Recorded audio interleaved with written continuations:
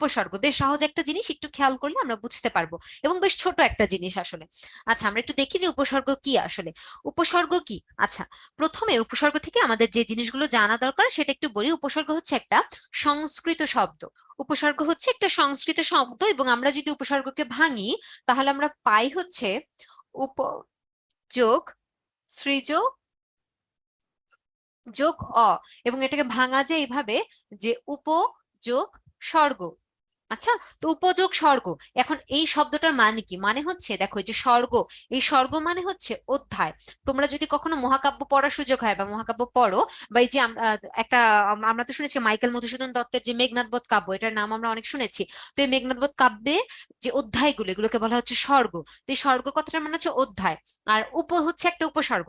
তার মানে এই স্বর্গ বা অধ্যায় কথাটার আগে উপ শব্দটা যুক্ত হয়ে যেহেতু এই টোটাল উপসর্গ শব্দটা তৈরি হয়েছে, তাই আমরা উপসর্গকে বলতে পারি যে এই শব্দটি উপসর্গের নিয়মে গঠিত। উপসর্গের নিয়মে গঠিত। আচ্ছা, এরপর আমরা একটু দেখি যে এটা কোথায় আলোচিত হয়। এটা হচ্ছে বাংলা ব্যাকরণের শব্দ বা রূপতত্ত্বে আলোচিত হয়। বাহ, আব্দুল্লাহর মুখস্থ নবম শ্রেণীতে পড়েছিল। হ্যাঁ, আমিও না ক্লাস 9-এই পড়েছিলাম, এবং আমার স্টিল নাও হচ্ছে মুখস্থ আছে। ওই যে একবার ক্লাস 9-এ পড়ছি, আর জীবনে পড়া লাগেনি। এবং এটার জন্য আমি থ্যাঙ্কস দিব আমার স্কুলের যিনি টিচার ছিলেন, ভদ্রলোক, তাকে। তিনি যদি হচ্ছে আমাদেরকে পানিশমেন্টের ভয় না দেখাতেন তাহলে আমার আসলে কখনো মুখস্থ হতো না। তো এই উপসর্গটা আসলে ইন্টারমিডিয়েট, অ্যাডমিশন, সারা জীবন কাজে লাগবে। যারা যারা এখনো পারো না, যেমন সানজিৎ বলছো কোনোদিন পড়ো নাই, পড়ে ফেলো বাবা কষ্ট করে। এই যে দেখো আব্দুল্লাহর মুখস্থ, আমার মুখস্থ, এবং আর অনেকের মুখস্থ। আমি যদি এখন জিজ্ঞেস করি, লিটারালি চ্যাটে বন্যা ভেসে যাবে, যে সবাই বলবে আমার মুখস্থ, আমার মুখস্থ। তো তার মানে সবাই যেহেতু পারতেছে, এটা কিন্তু কঠিন কিছু না। মুখস্থ করে ফেলো, অনেক লাভ হবে, অনেক। মানে আমি শিওর বলতে পারি যে তোমার বিশ্ববিদ্যালয়, ইন্টারমিডিয়েট, সারা জীবন অনেক কাজে আসবে। তো আমার যিনি শিক্ষক ছিলেন, উনি হচ্ছে, আমরা যতদিন পর্যন্ত উপসর্গ মুখস্থ না পারতাম ততদিন পর্যন্ত আমাদেরকে হচ্ছে স্কুলের যে হচ্ছে লো বেঞ্চ, মেয়েদেরকে হচ্ছে লো বেঞ্চ আর ছেলেদেরকে হচ্ছে হাই বেঞ্চের উপরে, নাকি আমার ঠিক মনে নেই, যে লো বেঞ্চের উপর দাঁড় করে রাখতেন কানে ধরায়। তো ক্লাস 9, যে বেশ বড় সড়ো একটা ক্লাস, ওই ক্লাসে গিয়ে কানে ধরে লো বেঞ্চের উপর দাঁড়ায় থাকা আমাদের জন্য খুবই অপমানজনক ছিল। তো অপমান থেকে বাঁচার জন্য আমরা আসলে উপসর্গটা মুখস্থ করছিলাম, এবং তখন অনেক ওনার উপর অনেক বিরক্ত ছিলাম, আমরা অনেক বকাঝকা করতাম যে স্যার এমন কেন। বাট এখন এসে বুঝি যে উনি আসলে আমাদের জীবনে অনেক বড় একটা উপকার করছেন। এখন ওনার কাছে এটার জন্য কৃতজ্ঞতা প্রকাশ করার সুযোগ থাকলে আমি করতাম। আহ তো স্যারকে আসলে থ্যাঙ্কস। তো তোমাদেরকে তো আমি আসলে অনলাইনে পিটাইতে পারতেছি না, কিংবা পানিশমেন্ট দিতে পারতেছি না, তবে তোমাদের কাছে অনুরোধ থাকবে উপসর্গটা মুখস্থ করে ফেলার, যে 21টা এবং 20টা উপসর্গ আছে।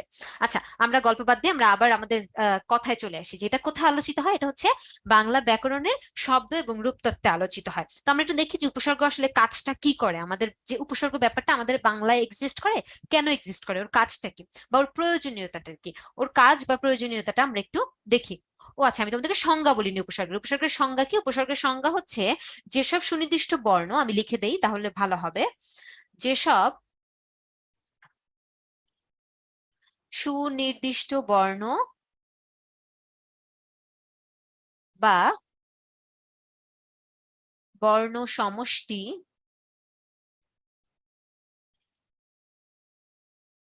ধাতু ও শব্দের আগে বসে সাধিত শব্দের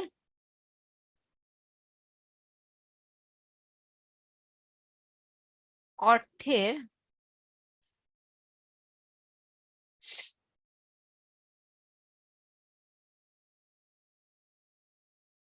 পরিবর্তন, সম্প্রসারণ,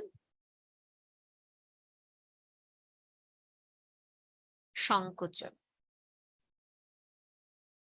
ঘটায়, তাকে হচ্ছে আমরা উপসর্গ বলি। ডট ডট পুরোটা লিখলাম না, তোমরা যথেষ্ট বড় হয়েছো, তোমরা বুঝবা যে এখানে আসলে কি হইতে পারে। আচ্ছা, এখন দেখো যে আমরা একটু দেখেছি উপসর্গের কাজটা আসলে কি। উপসর্গের কাজ হচ্ছে, প্রথমত আমরা যদি চিন্তা করি যে এটা হচ্ছে, প্রথমত কি করে, এটা একটা শব্দের আগে বসে, যে কোনো একটা শব্দের আগে হচ্ছে ওরা বসে, এবং ওরা একটা নতুন অর্থবোধক শব্দ তৈরি করে। নতুন অর্থবোধক শব্দ তৈরি করে। এখন নতুন অর্থবোধক শব্দ কিভাবে তৈরি করে, যেমন ধরো আমরা দেখি না যে হচ্ছে প্রো একটা উপসর্গ, তাই না? প্রো একটা উপসর্গ, তো এই প্রো উপসর্গটা দিয়ে আমরা একটা নতুন শব্দ কি তৈরি করতে পারি, যে আমরা ইউজুয়ালি একটা শব্দ চিনি হার, এই হার মানে হচ্ছে হার জিত হতে পারে, যে কোনো কিছু হতে পারে। তো এই হারের সাথে আমি যখন প্রো উপসর্গটা লাগাচ্ছি তখন একটা নতুন শব্দ হয়ে যাচ্ছে প্রহার, অর্থাৎ মার। তার মানে উপসর্গ কিন্তু নতুন একটা অর্থবোধক শব্দ তৈরি করে। আচ্ছা, এরপরে উপসর্গের কি কি কাজ করে আমরা একটু দেখি। উপসর্গ অর্থের পরিবর্তন করে, অর্থের পরিবর্তন করে। আচ্ছা, অর্থের পরিবর্তন কিভাবে করে?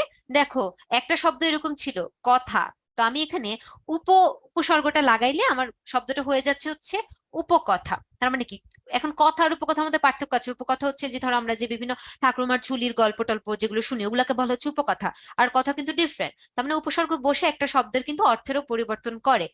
আর তারপরে হচ্ছে অর্থের পূর্ণতা দেয়। উপসর্গ অর্থের পূর্ণতা দেয় অনেক ক্ষেত্রে। আচ্ছা, অর্থের পূর্ণতা কিভাবে? ধরো আমি একটা শব্দ বললাম যে পুষ্টি, হ্যাঁ, আর আমি পুষ্টি না বলে আমি যদি বলি যে এর আগে যদি আমি পরি উপসর্গটা লাগাই দিই তাহলে কি হবে? পরিপুষ্ট বা পরিপুষ্টি, এটা কি করলো? অর্থের একটা পূর্ণতা আনলো। তারপর আর কি কি করে দেখি। অর্থের সম্প্রসারণ করে।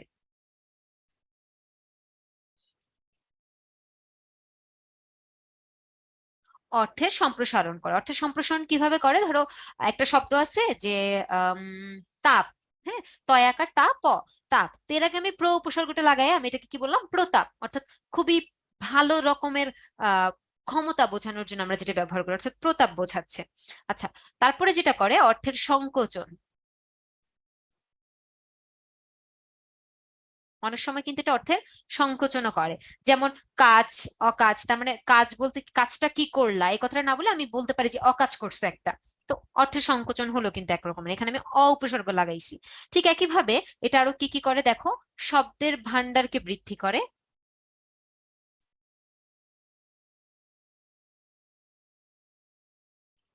শব্দ ভান্ডার কিভাবে বৃদ্ধি করে? এই যে আমি উপসর্গ লাগাই নতুন নতুন শব্দ পাচ্ছি, বাড়াইতে পারতেছি, তো অর্থাৎ আমার শব্দের ভান্ডারটা বৃদ্ধি হচ্ছে।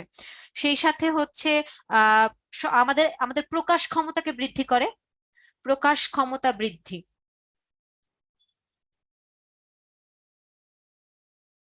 প্রকাশ ক্ষমতা বৃদ্ধি কিরকম? যে একটা কিছুকে আমি আরো সুন্দর করে আরো ফ্লুয়েন্টলি প্রকাশ করতে পারি উপসর্গ থাকার কারণে। এছাড়া হচ্ছে শব্দের যে ব্যঞ্জনা, হ্যাঁ, ব্যঞ্জনা প্রকাশ করতে পারে। ব্যঞ্জনা প্রকাশ মানে শব্দে একটা ব্যঞ্জনা দেয় বা ব্যঞ্জনা প্রকাশ করে, যাই বলি না কেন। তার মানে এই কাজগুলো হচ্ছে আমাদের মূলত উপসর্গ করে। ব্যঞ্জনা কিরকম? ধরো আমি বললাম যে জয় এনেছে, হ্যাঁ, ভাবের ব্যঞ্জনা, মূলত ভাবের ব্যঞ্জনা, যে জয় ছিনিয়ে এনেছে। এ কথাটা না বলে আমরা যদি বলি বিজয় ছিনিয়ে এনেছে, এই বি উপসর্গ লাগে আমি যখন বিজয় বললাম, বিজয় শব্দটা বললাম, তখন কি হলো? আমার ভাবটা আরেকটু সুন্দর হলো, আর একটু ব্যঞ্জনাপূর্ণ হলো, তো এটাকে ভাবের ব্যঞ্জনা বলে। তো উপসর্গ কিন্তু ভাবের ব্যঞ্জনাটাও সৃষ্টি করে।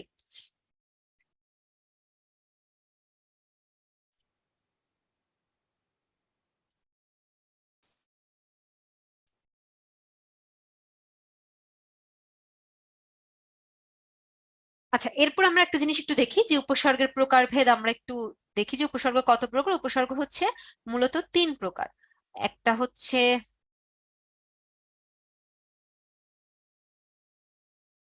খাঁটি বাংলা উপসর্গ।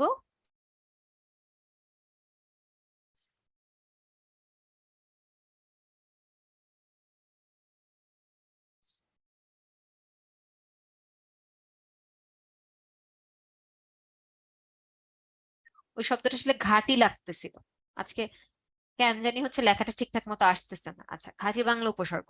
খাঁটি বাংলা উপসর্গ হচ্ছে 21টা। এই 21টা আমাদেরকে মুখস্থ করতে হবে। তোমরা অলরেডি অনেকেই পারো, আমিও পারি। তো এই 21টা মুখস্থ করতে হবে। তারপরে হচ্ছে তৎসম উপসর্গ। এই তৎসম হচ্ছে 20টা। এবং বিদেশি উপসর্গ, বিদেশির মধ্যে আরবি, ফার্সি ইত্যাদি বিভিন্ন জিনিস হচ্ছে ইনক্লুডেড।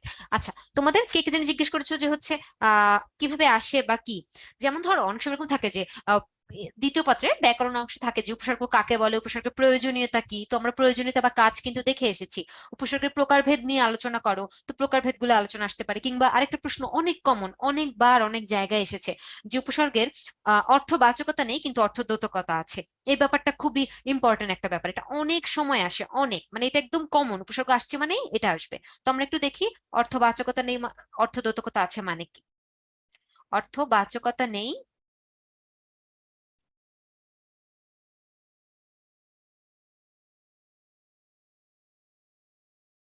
অর্থদ্যোতকতা আছে। আচ্ছা, এই প্রশ্নটা যদি আসে তাহলে তোমাদের কি করতে হবে, প্রথমে উপসর্গের সংজ্ঞা দিতে হবে। চাইলে উপসর্গের প্রকারভেদও বলতে পারো, তোমার টাইমের উপর নির্ভর করে। তারপরে তোমাকে তো এটা ব্যাখ্যা করতে হবে। এখন এটা ব্যাখ্যাটা কিভাবে করবে একটু খেয়াল করো। অর্থবাচকতা বলতে কি সেটা আমাদেরকে আগে বোঝা লাগবে। হ্যাঁ, অনেকের পরীক্ষায় লিওন, ঈশা, তারপরে হচ্ছে তালহা, আরো অনেকেরই কিন্তু অলরেডি এটা এসেছে বলছো কলেজে। তো দেখো এখানে ব্যাপারটা আগে আমাদেরকে এই শব্দগুলো চিনতে হবে যে অর্থবাচকতা নেই বলতে কি বোঝাচ্ছে। অর্থবাচকতা নেই বলতে বোঝাচ্ছে যে উপসর্গের নিজস্ব কোনো অর্থ নেই, নিজস্ব অর্থ নেই। কিভাবে নিজস্ব অর্থ নেই, যেমন ধরো আমি যদি বলি প্র, তারপরে হচ্ছে নি, আ, সু, এদের কিন্তু নিজস্ব কোনো অর্থ নেই, কিন্তু বলছে যে অর্থদ্যোতকতা আছে। অর্থদ্যোতকতা মানে কি? অর্থদ্যোতকতা মানে হচ্ছে মূল শব্দ কিংবা কোন একটা ধাতুর আগে যদি ওরা ব্যবহৃত হয় তাহলে ওদের নতুন একটা অর্থদ্যোতকতা বা নতুন একটা অর্থ সৃষ্টি হবে। আমি লিখে দিচ্ছি, মূল শব্দ। আচ্ছা ইউসুফ, শীঘ্রই শুরু করবে, শুরু করলে দেখবা যে আসতেছে এই ব্যাপারটা।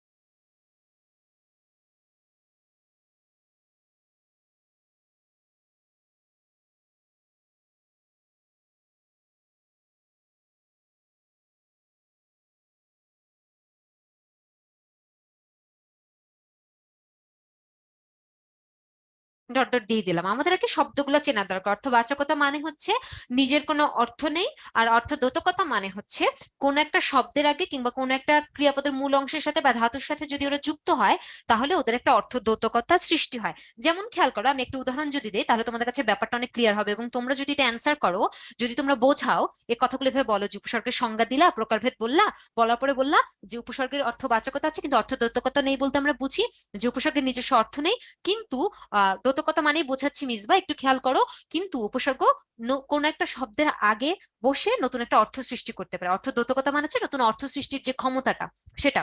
আচ্ছা, তো এই কথাগুলো বলবা, বলার পরে তোমাদেরকে একটা উদাহরণ দিয়ে বোঝাইতে হবে যে কিভাবে অর্থবাচকতা নাই, কিভাবে অর্থদ্যোতকতা আছে। যেমন ধরো আমি যদি তোমাদেরকে একটা উদাহরণ দিয়ে যদি একটু বোঝাই, ধরো হচ্ছে অনা। এই অনা একটা উপসর্গ, এর কিন্তু কোনো নিজস্ব অর্থ নেই, তার মানে এর কি নাই, অর্থবাচকতা নাই। কিন্তু আমি যখন অনাকে সৃষ্টি শব্দটার আগে, এই যে শব্দের আগে ব্যবহৃত করলাম, এই অনাকে যখন আমি সৃষ্টি শব্দটার আগে ব্যবহৃত করলাম তখন হয়ে গেল কি অনা সৃষ্টি। তার মানে এর একটা তখন অর্থ দোতনা বা শব্দ সৃষ্টি বা অর্থ সৃষ্টি হইলো। এটাকেই বলা হচ্ছে অর্থদ্যোতকতা। এই অনাসৃষ্টির মানে হচ্ছে কি, অনাসৃষ্টির মানে হচ্ছে অদ্ভুত, অদ্ভুত কোন একটা কাজ। হ্যাঁ, তার মানে আমরা দেখতে পাচ্ছি যে সংশ্লিষ্ট যে শব্দটা ছিল সেই শব্দটার একটা নতুন অর্থ সৃষ্টি হলো, নতুন একটা অর্থের সৃষ্টি, নতুন অর্থের সৃষ্টি, এটাই হচ্ছে অর্থ দ্যোতকতা। তার মানে আমরা দেখলাম কি উপসর্গের নিজস্ব কোনো অর্থ নাই, কিন্তু ও যদি কোনো একটা শব্দের আগে ব্যবহৃত হয় তাহলে ও একটা নতুন অর্থ সৃষ্টির ক্ষমতা রাখে। এটাকে বলা হয় হচ্ছে অর্থ দ্যোতকতা। তো তোমাদেরকে পছন্দ মতো, নিজের পছন্দ মতো কোন একটা উদাহরণ দিয়ে এই ব্যাপারটা হচ্ছে এক্সপ্লেন করে আসতে হবে। পরীক্ষা এটা একদম কমন, মানে আসবেই প্রশ্ন উপসর্গ থেকে করছে মানেই এটা ফিক্সড, ধরে রাখতে পারো।